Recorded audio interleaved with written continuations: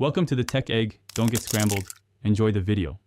In this video, I will show how to make eggless oatmeal cookies. Preheat oven to 350 degrees F and line a baking sheet. Start by mixing 1 and 1/2 cups oats with 1 cup flour and 1 teaspoon baking powder. Fold in 1/2 cup sugar, 1/3 cup oil, and 1/2 cup mashed banana or applesauce.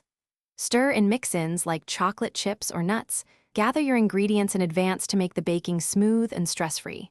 Measure oats, flour, sugar, oil, and the egg replacer before you start mixing. This avoids overworking the dough and keeps the texture consistent. Prepare any mix-ins like 1/2 cup chocolate chips or 1/2 cup chopped nuts and set them aside. Having everything ready makes the process calm and lets you focus on gentle mixing and proper scooping.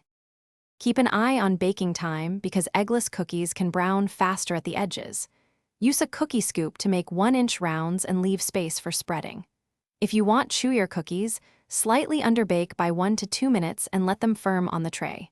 For crispier cookies, flatten dough a bit before baking and extend time by a few minutes. Always cool on a rack for best texture.